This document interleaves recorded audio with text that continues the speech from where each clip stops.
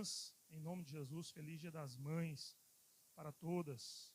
Eu quero falar de uma mãe hoje. O título da mensagem poderia ser uma mãe de fé, uma mãe corajosa, uma mãe ousada, uma mãe sábia, mas eu vou ficar uma mãe de fé, uma mulher de fé. Quero que você abra a sua Bíblia comigo, lá em Êxodo, segundo livro da Bíblia, Êxodo, o capítulo 2.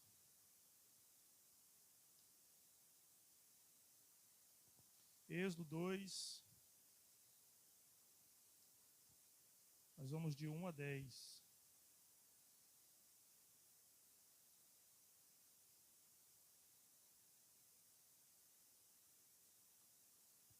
Amém? O nascimento de Moisés, bem provavelmente todos já conhecem essa história, e nós vamos falar um pouco sobre esse momento novamente. Um homem da tribo de Levi casou-se com uma mulher da mesma tribo. Ela engravidou e deu à luz um filho.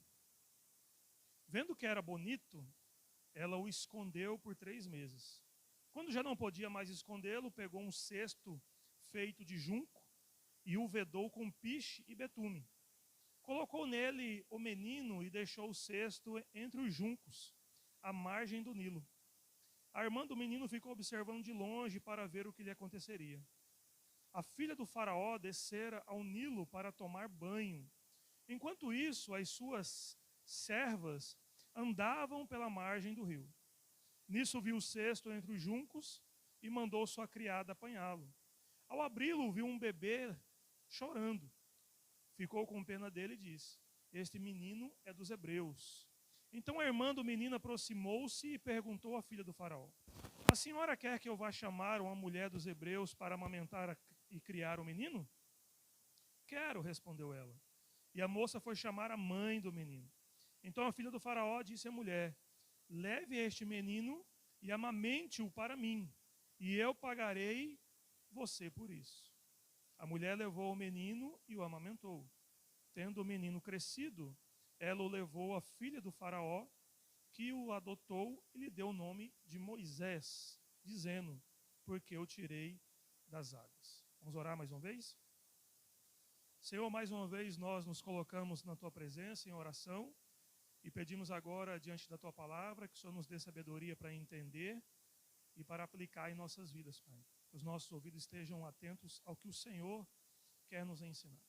Toda distração, qualquer coisa que venha nos tirar o foco do Senhor, que o Senhor repreenda em nome de Jesus.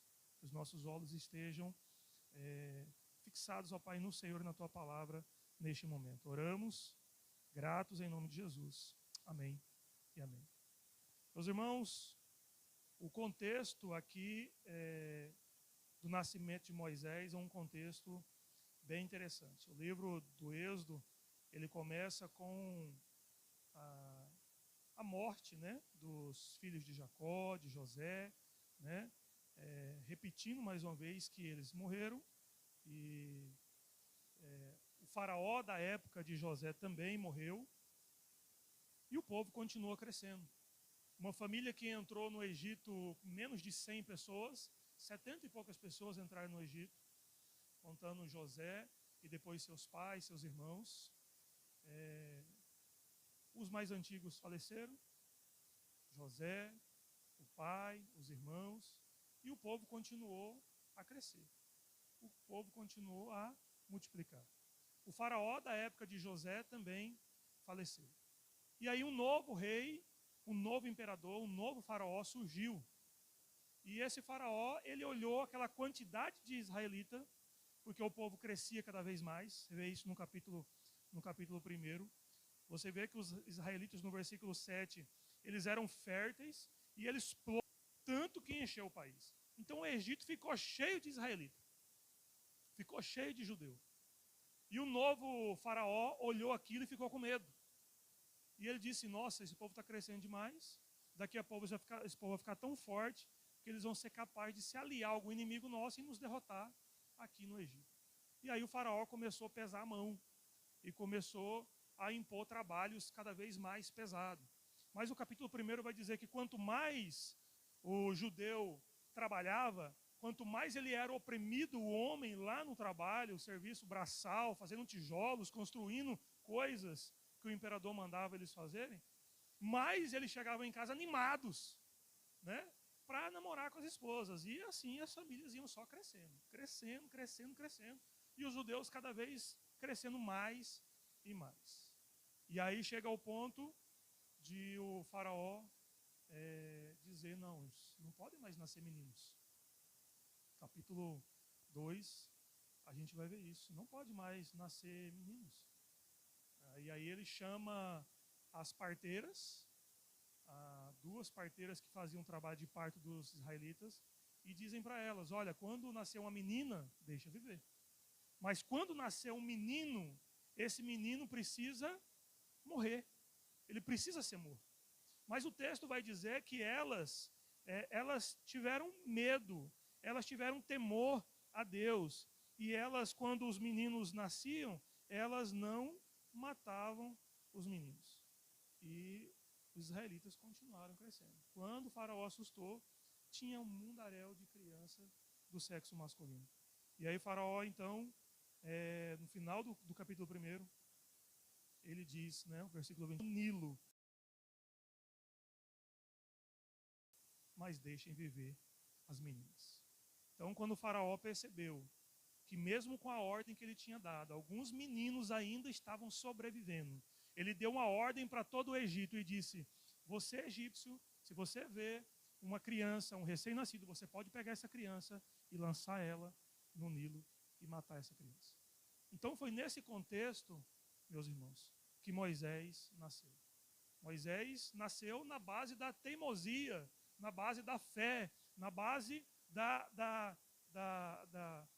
do esforço da mãe dele em preservar a vida do filho. Porque se fosse pelo contexto geral, Moisés era para ter sido morto junto com as milhares de outras crianças que morreram naquela época. Vamos pensar que quando o povo saiu do Egito, o texto fala que foram 600 mil homens. 600 mil homens judeus saíram do Egito.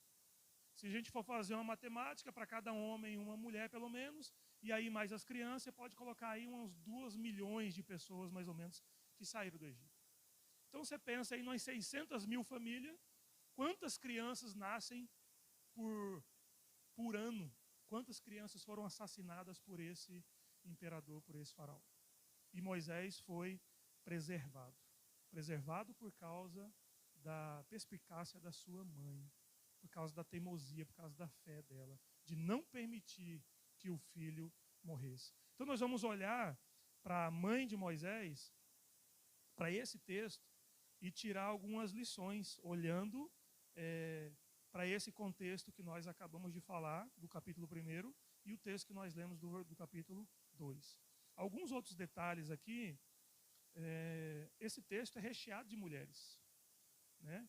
Esse texto fala das férteis mulheres hebreias, né? Versículo 7 do capítulo 1 diz que as mulheres eram férteis, né? E as crianças iam cada vez nascendo mais, e o povo se fortalecendo, e cada vez mais gente nascendo e multiplicando, ao ponto de Faraó ficar preocupado com a quantidade de pessoas.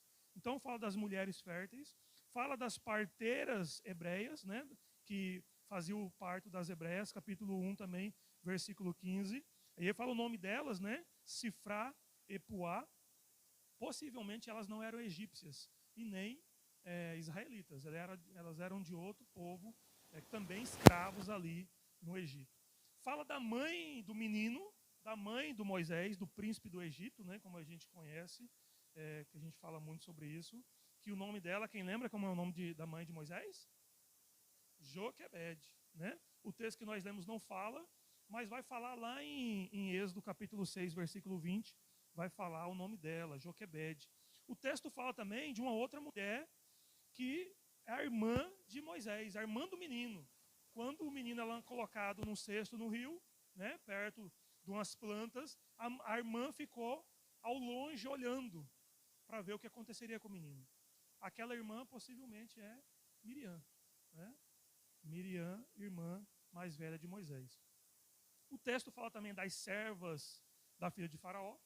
Enquanto a filha de Faraó estava se banhando, as servas estavam lá e a própria filha do Faraó, que depois adotou o menino. Então esse texto é cheio de mulheres. Cheio de mulheres, né? E tem o menino Moisés, o menino que foi salvo pela sua mãe. Joquebede significa Yahvé é a glória, ou Jeová é a glória.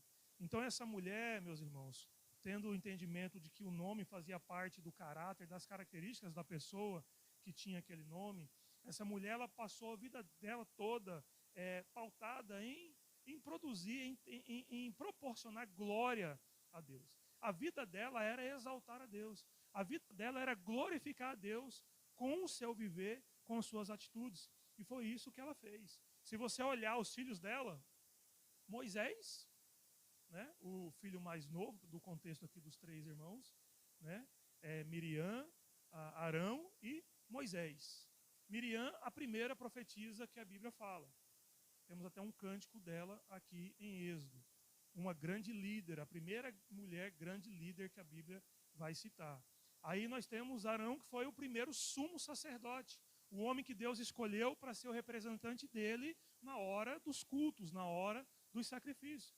E aí nós temos também o terceiro filho dessa mulher, chamado Moisés, o homem que Deus escolheu para ser o grande libertador de Israel lá do Egito. Então essa mulher, com toda certeza, ela cumpriu a missão do nome dela de produzir glória a Deus.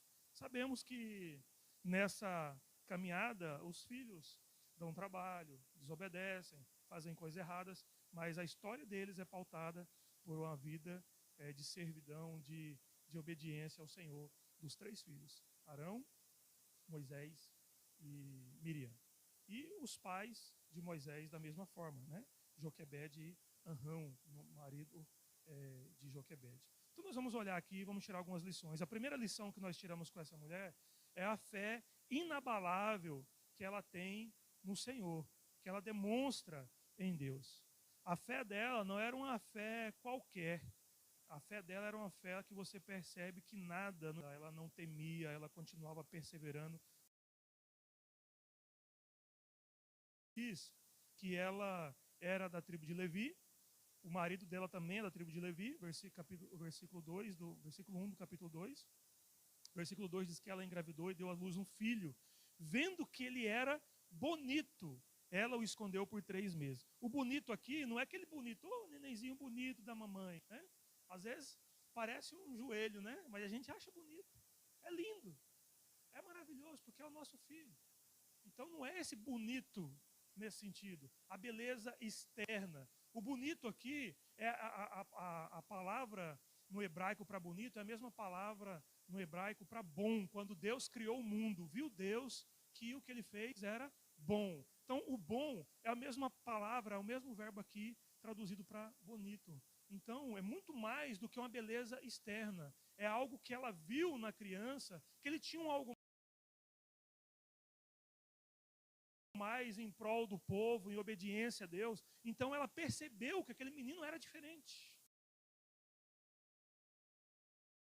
Isso no coração dela, e ela tinha esse entendimento. Por isso a fé dela foi uma fé que não se abalou diante das coisas que estavam acontecendo ao seu redor, né? E talvez aqui essa mulher tinha tudo para desistir e ser mais uma mãe chorando por um filho morto. Mas ela perseverou. Ela desafiou as ordens que foi dada pelo faraó, pelo imperador do Egito. E ela entendeu que ela precisava lutar pelo seu filho. E a fé que ela tinha em Deus fazia ela crer que ela conseguiria cumprir bem a sua missão de salvar a vida do seu filho. Em toda a história dessa família, nós vemos um retrospecto de fé. Já citei a vida dos filhos. Filhos tementes a Deus, servindo ao Senhor até o final da vida de cada um deles. E a vida dessa mulher e do marido dela também é uma vida de quem vivia uma fé inabalável diante do Senhor. Era uma fé que não sucumbia diante das coisas que estavam acontecendo ao seu redor, diante das preocupações da vida. Imagina você grávida, imagine você prestes a dar à luz, sabendo que se alguém pegar a sua criança, ela poderia ser morta no parto, ou ela poderia ser morta sendo lançada. Você não tem direitos, você só tem deveres. Porque um escravo não pode opinar, não pode dizer, não, eu não aceito, eu não quero, é meu filho, eu vou cuidar. Não. Se eles pegassem, eles iam matar. E essa mulher, diante dessas provações, diante dessas intempéries que a vida estava trazendo para ela naquele momento, ela permaneceu com a sua fé inabalável. E aí eu lembro do apóstolo Paulo falando em Efésios, capítulo 6, verso 13. Vocês vão lembrar que esse capítulo é um capítulo onde ele fala da armadura de Deus para nós cristãos. E ele fala que devemos vestir a armadura de Deus para que no dia mau nós possamos resistir e permanecer inabaláveis. Nós precisamos vestir a armadura de Deus. E aí um dos itens da nossa armadura é o escudo da fé. Sem fé é impossível agradar a Deus, meus irmãos. Sem fé é impossível servir a Deus. Sem fé é impossível viver a vida. É impossível. Porque nós somos cheios de desafios, cheios de problemas, cheios de lutas, coisas que às vezes nós fazemos, atitudes nossas que proporcionam coisas, consequências ruins, e coisas que não tem nada a ver com a gente. Outra pessoa, né, faz e nós somos acometidos por algo ruim, por causa de atitude de outra pessoa, como no acidente de trânsito. Né? Você está tranquilo ali, alguém te fecha, bate no seu carro, te joga fora da estrada. Né? E assim por diante, tantas coisas ruins que nos acontecem, sem nós termos culpa nenhuma. Estamos sujeitos a essas coisas enquanto estivermos aqui. Viver pela fé é essencial. Viver pela fé é necessário. E essa mulher, diante de tudo que estava acontecendo ao redor dela, ela tinha uma fé inabalável. Ela não temeu. O texto não fala que ela teve medo, o texto não fala que ela teve preocupada, o texto não fala que ela ficou ansiosa por pegarem o filho dela, simplesmente ela traçou uma estratégia e ela foi até o final. Confiou em Deus que tudo ia dar certo. A outra coisa que nós vemos aqui nessa mãe é o amor sacrificial que essa mãe demonstrou em relação ao seu filho. Ser mãe é amar incondicionalmente.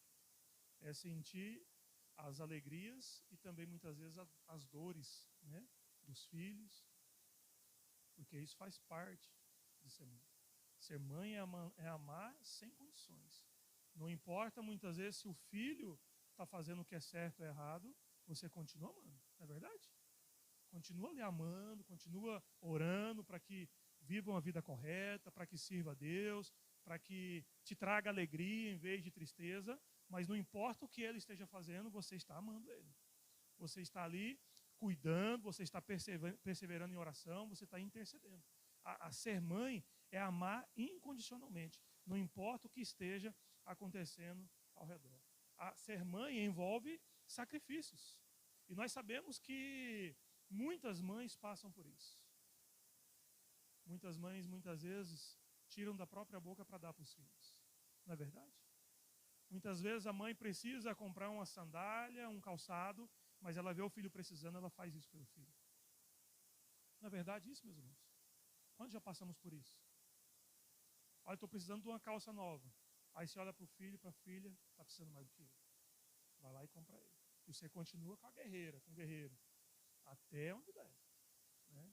Muitas vezes as coisas apertam em casa, e aí vai fazer uma comida, primeiro os filhos comem.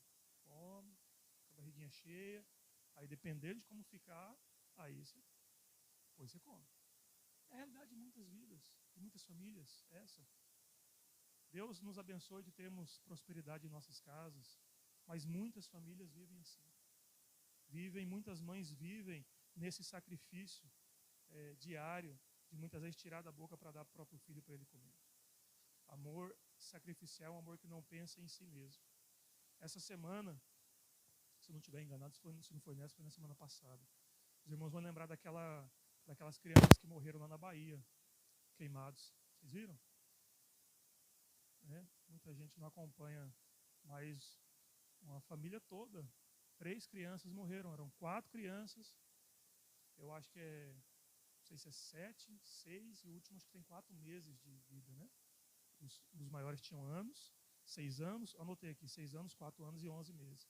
E tinha mais uma de 7 anos, que foi a única que sobreviveu. A única criança que sobreviveu. As crianças em casa sozinhas, brincando com o isqueiro caiu no colchão, pegou fogo na casa e a tragédia aconteceu. E aonde estava a mãe? Numa festa. Aproveitando a vida. Separado do marido, né? Não vou dizer que o homem também não tem culpa, com certeza ele tem a culpa dele, mas ela saiu de perto de onde eles moravam porque o conselho tutelar estava cuidando, batendo duro em cima dela. Ela saiu do estado onde ela morava e foi morar longe. E tinha 3 meses que morava lá. Deixou as crianças em casa, foi para uma festa. Quando ela chega em casa, tem um vídeo. Ela já não sabia o que tinha acontecido. Ela sai algemada. Essa mãe não é uma mãe que se doava pelo filho. Essa mãe não é o exemplo de mãe que ama o filho acima de si mesma. Não demonstrou um amor sacrificial. Não demonstrou um amor incondicional. Aqui não estou dizendo que você tem que pegar o seu filho, colocar num pedestal e adorá-lo como se fosse o bem mais precioso da sua vida, porque não é. Primeiramente é Deus, depois as pessoas que estão à nossa volta. Família, sim, é muito importante, mas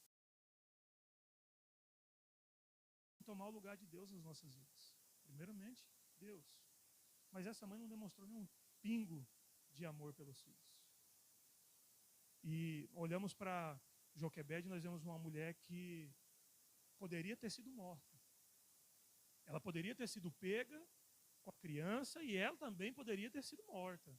Mas ela lutou porque ela entendia que o filho dela precisava sobreviver. Ela fez o que estava ao alcance dela, correndo o risco de vida, correndo o risco de toda a família, quem sabe, ser morta por causa da atitude dela. Mas ela perseverou. Ela não pensou em si mesma, ela pensou apenas em salvar o seu filho. E eu sei que essa é a atitude da maioria das mães que estão aqui.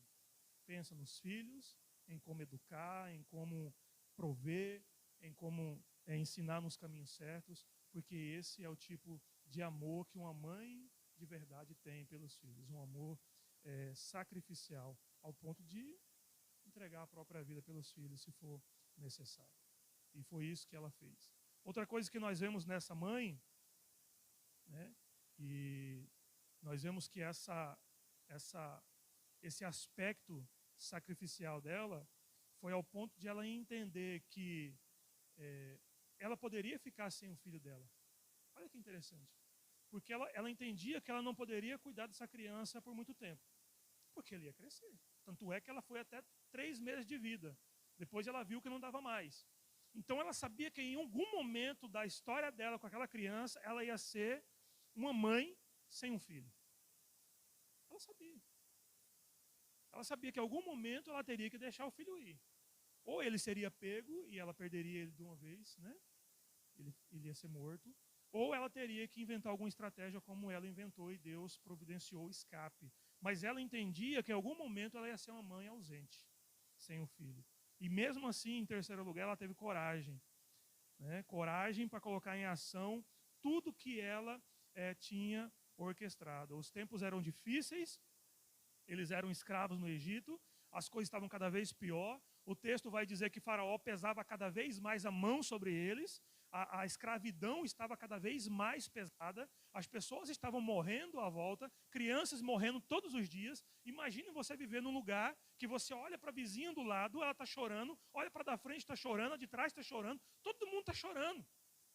Porque no momento onde não mais 3 meses, criança. Nesse momento todo de confusão, acontece isso e ela, com coragem, com mortes, ela perseverou no projeto que ela tinha arquitetado na cabeça dela.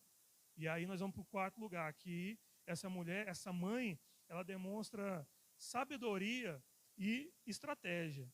E aí nós vemos ela pegando um cesto de junco, versículo 3 diz isso. Junco é uma planta nativa, né, à beira do rio. Então é uma planta que já estava acostumada com as intempéries da água e do sol, né? Logicamente que depois que tira ela dali da beira do rio, o tempo de vida dela é mais curto, mas ela seca e aí ela passou betume e piche, né? O piche é o asfalto líquido que a gente conhece hoje aí. O piche é o asfalto é o betume com alguns complementos químicos. Às vezes com um pouquinho de pedrisco, dependendo de alguma região com barro, algumas coisas assim. Isso é o piche. O betume é o produto originário do petróleo, é como se o composto puro. Esse é o betume. Então ela tinha esses dois materiais em suas mãos. Tanto a obra-prima ali primária, que é o betume, quanto o piche. Ela pegou e calafetou ali aquela cesta, fazendo uma pequena arca, né? Lembrando lá da arca de Noé, que Noé fez a mesma coisa com a arca. Vocês lembram que ele passou o betume também, o piche, para lacrar a arca, para que a água não entrasse na arca? Mais uma vez aqui, Deus fazendo uma história parecida. Da mesma forma como Noé libertou e salvou uma família de um dilúvio, e somente aquela família dentro da arca foi preservada, agora Deus está mostrando que esse homem, esse menino, essa criança, dentro daquela cesta, seria um grande homem, seria um grande libertador para o seu povo, mais uma vez. Deus repetindo alguns detalhes da história para dizer, lá na frente, o que ele iria fazer. Então essa mulher pegou esses textos, calafetou ele, passou o piche, passou o betume, para que ela colocasse sobre a água e aquele cesto não afundasse. Nós temos um cesto ali que a gente coloca os alimentos. Você pega aquele cesto e coloca na água, ele vai afundar.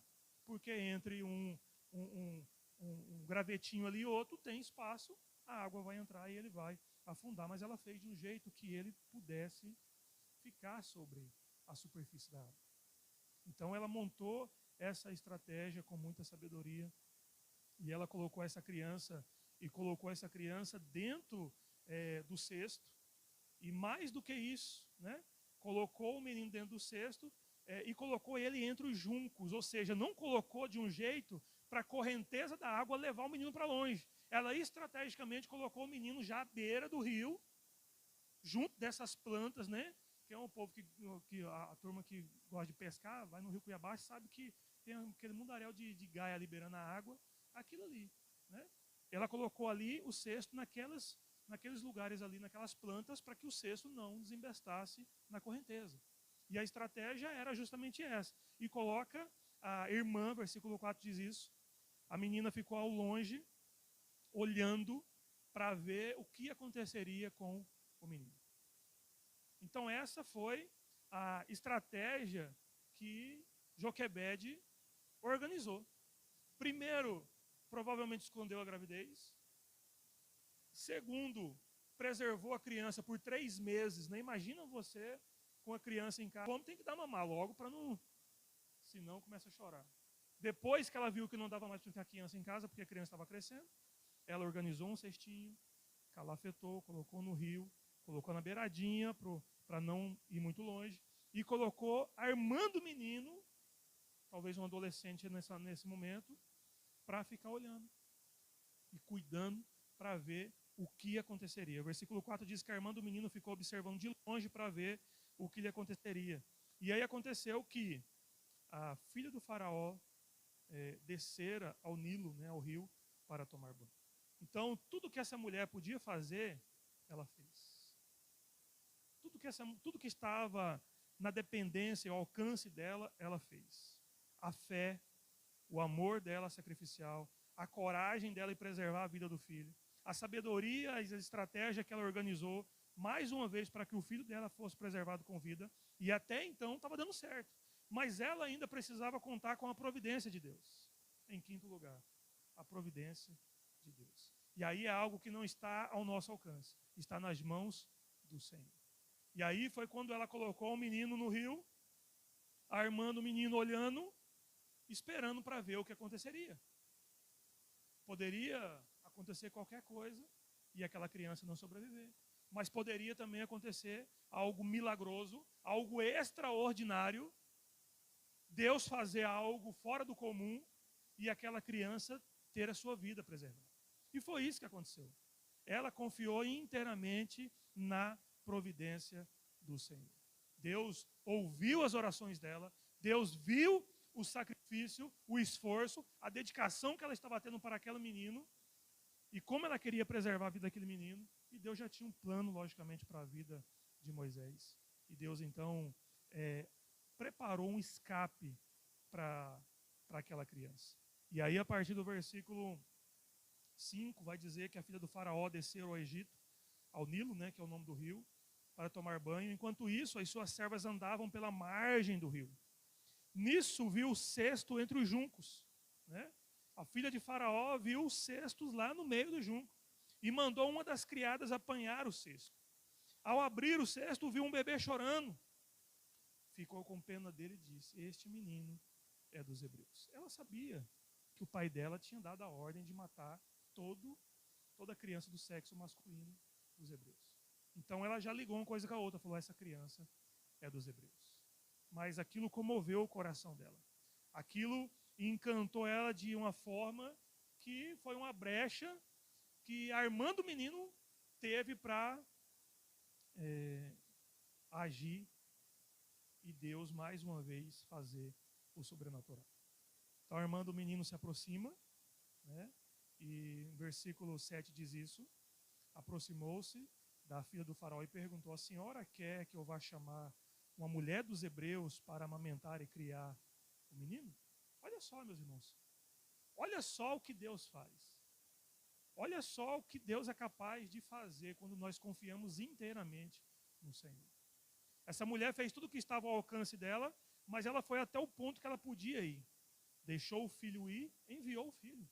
Poderia ter enviado para a morte, mas poderia também ter enviado para a salvação.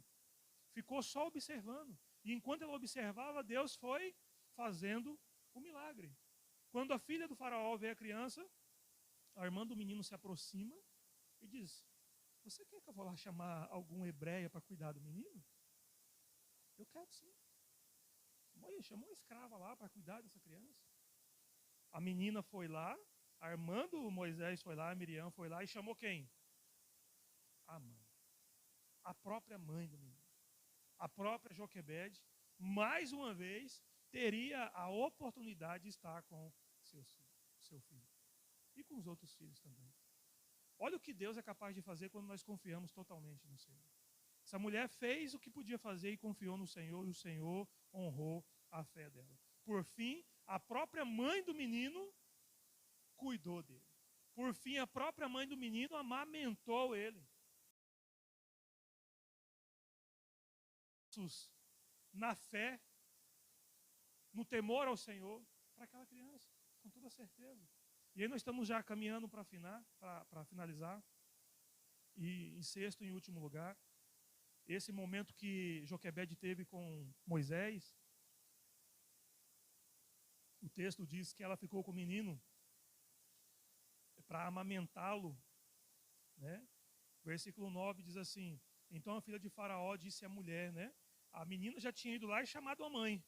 Joquebede veio, a filha do Faraó disse assim: leve este menino e amamente-o para mim, e eu lhe pagarei. Já pensou? Você recebeu um salário para cuidar do seu próprio filho? Que maravilha, meus irmãos, né? E aqui não estamos falando de benefício de governo, não, tá? De governo nenhum. Nós estamos falando aqui de uma providência de Deus.